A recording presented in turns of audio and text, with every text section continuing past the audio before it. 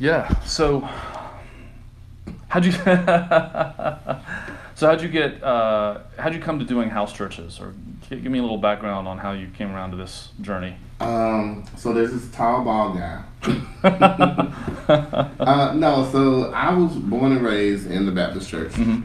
I been in church most of my life, like from the time I was probably 8 or 9 years old up Hmm. until about 4 years ago. I was the person who was at church all the time. Yeah. So I was there for Sunday school. I was there for regular church service. If there was an afternoon program, which is very, very common in the black church, I Hmm. was there for that. Member of the choir. As I got older, some of my duties changed. The last church that I was at, the last two churches I was at, I was actually the webmaster for the church Hmm. because I also design websites. Member of the choir, and so my descent out of church started around 2013, Hmm. 2012, 2013. My husband and I had gotten married in 2009. It wasn't legal at that point, so we kind of had a civil ceremony, and it got back to my church. Hmm. And church people are interesting. Everything is Say okay. that again. Yeah, everything is Yeah. okay as long as you don't talk about it, or as Mhm. long as there's some type of shame involved. Mm. So I've been at this church for almost 10 years. Mhm. Everybody knew I was gay. It was no secret. I had boyfriends who had joined the church. Heck, one of them is still a member of the church. But he was my best friend, but Mhm. he's still at the church. But nothing really.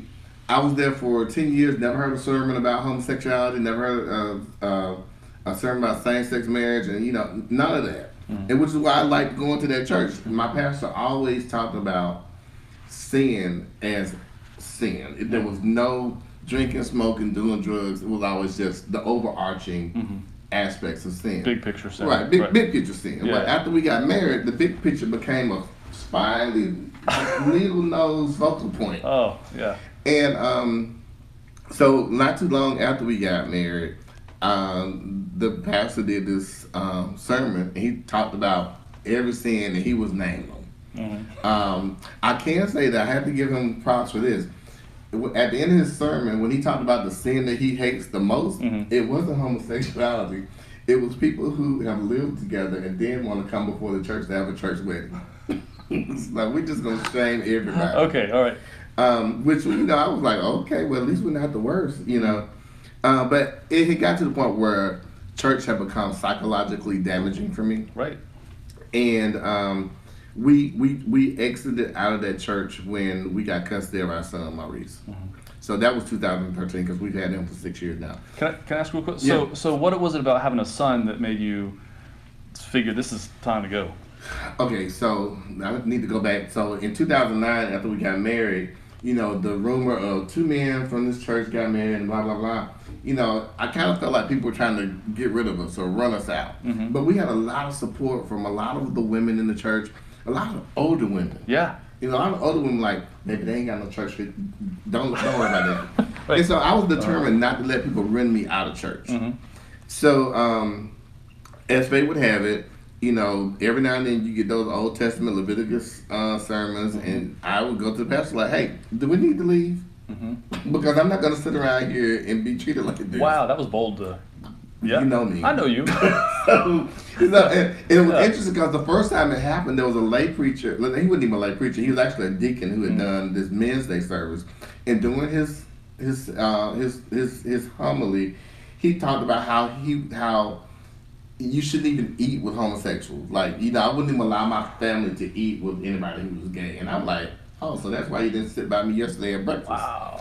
And There's some New Testament passages about that. Specific. Bruh, Oh, I mean, okay. so All right. so, All right. so after the program was over, me and my husband marched right down to the pastor's office. Like, do we need to leave? Mm. Because we can leave if we need to. Oh no, why are you asking that? I'm like, I'm not gonna be sitting up here in this church listening to people talk about being gay, knowing that I'm gay, and y'all don't talk. You never. I told him to his face, You never talked about sin as specific sin. You always addressed it as overarching sin. You never addressed it individually. And for him to get up there after everybody knows that we're married, I'm not going to be sitting there after that. Right. So he was like, well, I'm sorry, I didn't even realize it. Well, then he goes and then he did his sermon. The thing about having Maurice that made us move from the church was the fact that Maurice is he's a really sweet kid. He's really impressionable, as all kids are. Yeah. And we couldn't be around him all the time. And as involved as we were in church, our church had 2 services. They had an 8 o'clock service, Sunday school, and a 10:45 service or whatever. So we were at church a lot. And I knew I couldn't be around him all the time. Yeah. And I would have hated for him to hear someone say something derogatory about his dads, whom he loved. And at that point, I'm like, you know what? I'm not going to subject this child to this, and I'm not going to subject myself to it anymore. And then we went to another church in which, you know, the pastor knew I was gay, knew I was married, said it was cool, and it was cool until it wasn't. You know, and at that point, that's around the time I met you, and I'm like, screw church, I ain't got time. You know, who needs this? You know, I know God, I love God, it's his fan club that I don't like. So, you know, and that's when I met you. So, you know, I was of the mindset that I didn't need a spiritual leader. I know the Bible probably better than most people who are preaching right now. And for me, I knew that my clients needed it, because in the black community, church is very important. Right. And when you have people who are living with HIV, who may or may not identify as LGBTQ, you know, going to these churches, having this poisonous theology thrown at you every Sunday is damaging. Yeah. So we started doing the little Bible studies at the hub. And that's when this tall ball guy told me, you know, Tony, the work that you do right now is ministry. And I'm like, I kind of know that. Yeah. Well, I think you could do more. Nah, bro, I'm not doing more. And I was kind of resigned to that. Then, you know, our lives both got busy. And last year when we formed Birmingham Black Pride, we had an ecumenical service, about 12 people. It was very house churchy. And after that service, you know, we were all like in tears, overwhelmed with the worship experience. And I don't know if you were in service or not, but remember I called you. Yeah. And I was like, I'm ready. And he was like, ready for what? I'm ready to start this church. And, you know, November Doom, there we go. Yeah.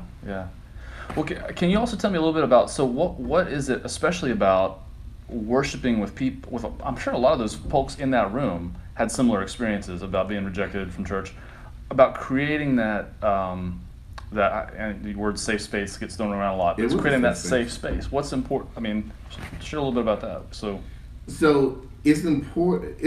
When you think about Maslow's hierarchy of needs, you know, safety is number one. Yeah, right. You know, you can't do anything else if you feel unsafe. And for people to be in churches in which they feel unsafe, it affects so many other aspects of their lives.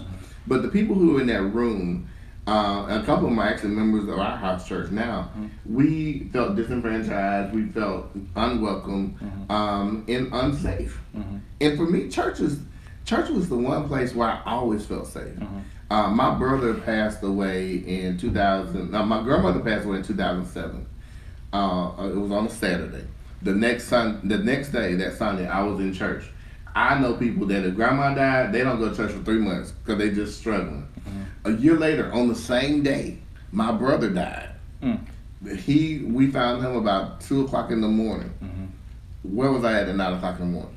In church, because that was my safe space. Yeah. Church was that one place where I felt safe. And then for it to go to a place where you feel safe, to the place where you feel tortured, right?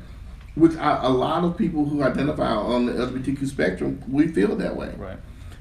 It was a bit much to bear. So that was like, okay, this is. But for the people who were there, you know, for us to be able to see a straight black female preacher who didn't judge us, who told us that y'all are actually okay.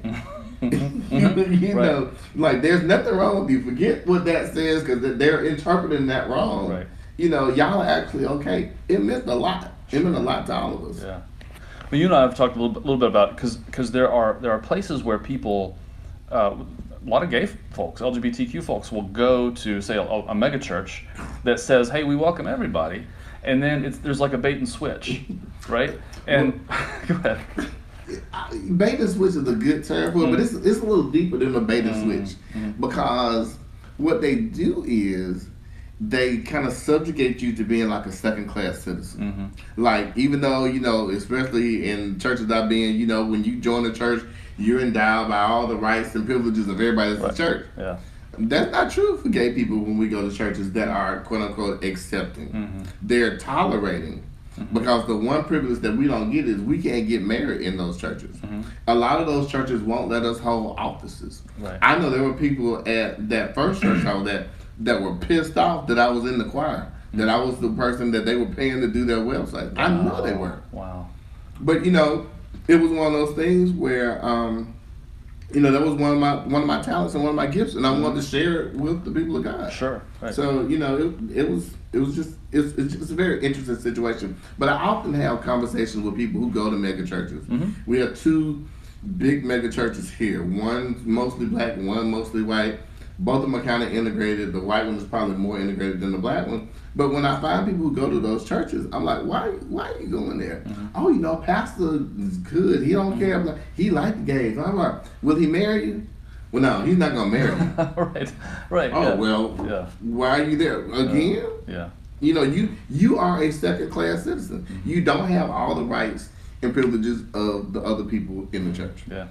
I think one of the things that really hits me is when I think about what we call privilege is when I go to a restaurant or something and say it's my anniversary, and I say to the waiter, yeah, it's our anniversary, and someone next table over hears it's our anniversary, and they buy us a bottle of wine, and it comes over, and we don't, those of us who are straight in relationships don't realize how much social affirmation we get everywhere we go. And in the church especially, I remember growing up just seeing flyers, or there's a marriage enrichment retreat, or a couples retreat, parenting, singles retreat.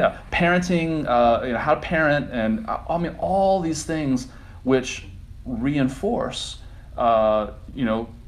straight marriage. And I didn't go through life thinking, wow, I really appreciate having my relationships affirmed by the church, but that's super important. And I think, like, what would church be like if we did the same thing for gay folks? Like, here's how to have good, life-giving, strong relationships. Here's how to, and I know there are churches that do that. It's just coming to that realization. Right. There's never been a point in my life where I wasn't affirmed in who I love. And that's I want that for everybody. Yeah. And even when you think about, even some of the arguments against LGBTQ marriage or same-sex marriage, well, it's going to destroy the institution of marriage. Well, y'all are down to 50% survival rate. I think you've done a really good job of that yourself. Yeah. Like, don't blame that on us. Yeah, that's a mess too. Because especially when you look at the hypocrisy, because we will ordain divorced pastors, even though Jesus specifically says don't get divorced. And I'm not saying we shouldn't ordain divorced pastors. It's just that a lot of folks who are anti-gay are also divorced. And not hypocrisy. It seems to be like the sentiment du jour of the United States right now. Yeah. And a lot of other countries, but we know the hypocrisy that goes here, and it's not just when it comes to LGBTQ. It's everything. There's hypocrisy at the highest levels of our government right now. Oh yeah. Lindsey Graham on there, like, we need to do this to impeach because we have to. Well, we don't have to do with this guy. Right. Jerry Falwell Jr. who just was paid. Paid hush money to his whatever. Right. So but then we had a conversation a couple days ago, and you talked about the power structure and how this is all about coveting power and making sure that they don't have to share the power with anybody else. And I had never thought about it that way. But that's exactly what it is. It's especially protecting white male power among pastors. Because I was thinking, I think it may be a subconscious fear, but maybe it's conscious fear that some pastors have. Man, if we ordain gay folks and we put them in the pulpit, and they have the audacity to speak the word of God like we do, what are we going to hear that makes us uncomfortable? I think there's a lot of fear on the part of so-called traditionalists that if we ordain gay folks and they get in the pulpit, we're going to hear stuff that makes us profoundly uncomfortable. or they might be better than we are. Right. Or that. The other thing about that is it's also steeped in imperialism and also racism. Yes. And again, it unfortunately it's usually the white males who, when you really think about racism and give you a perfect case in point. People said between like 2030 and 2050, white people are going to be a minority in the United States.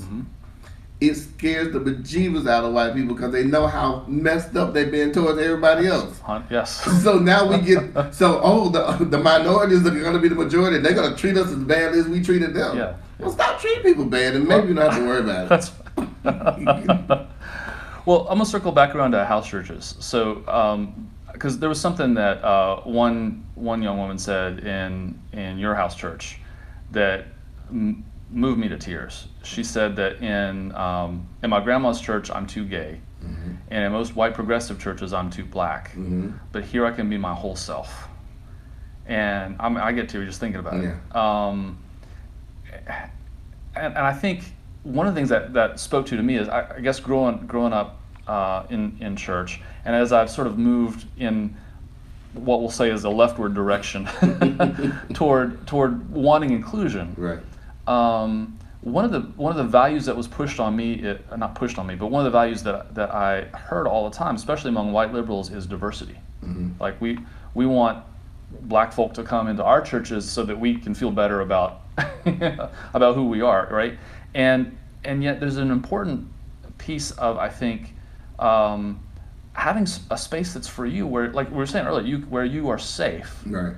And I guess, can you speak to that a little bit? So it's interesting when you talk about diversity, especially when you talk about the mingling or commingling of the ethnicities. It's always white people who want us to come to their church. Right. Because we come to their church, then they don't have to give us the power that they so seek. But if we ask them to come with us, then there's, I'll go through that right now with people talking about Birmingham Black Pride as opposed to Central Alabama Pride. Well, do you think there'll be a time when y'all merge? Why? Why do we need to merge? We're called Black Pride just because we're centering blackness in what we do. White people are more than welcome to come. We invite y'all to come. Because it's not exclusionary. I've been. But white people also know that when they had white-only clubs, they didn't want anybody there. Right. It's like stop projecting your inadequacies on everybody else. It's very interesting. Like even when you think about even gay pride itself, straight people. Well, why do y'all need to have gay pride? Because y'all write us out of the narrative. Right. I get straight pride when I go to the restaurant and someone buys me a bottle of wine. Right. That's straight pride. That's all day long. And the importance of that when it comes to house churches, especially because I'm pretty sure there are lots of different types of house churches, just like there are lots of different types of churches. But when it comes to why that's important with our house churches is the fact that we do embrace everybody. Like you don't ask anybody to leave a part of them outside.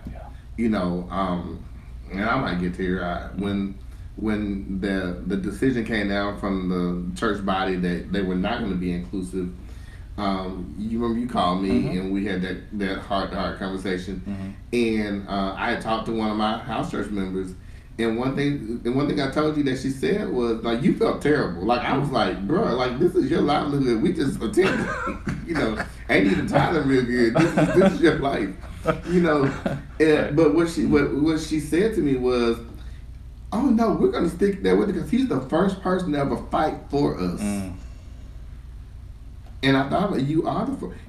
You're the first person to fight for us in the way that you have. I have made 3 other pastors who have not necessarily fought directly for me, but have affirmed me in who I was. Yeah. But you're the first to really become like the Peter. Like, I'm gonna cut your ear off.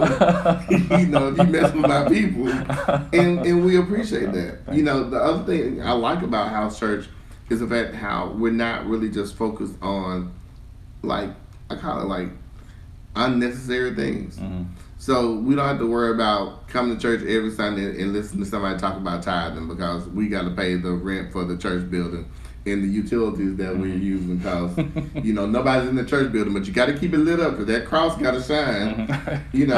Whereas having church in someone's house, I got to pay my utilities whether we have church there or not. Right. So it frees you up to really worship without the other entanglements that come with big church. And I think that's why I like it. Yeah. And as we continue to grow, there's some things that we may be able to incorporate. The music is, it needs some work. It needs some work. It can be an issue, but we had to realize that we either sacrifice a part of ourselves to be a part of a church body by not being openly and affirming who we are.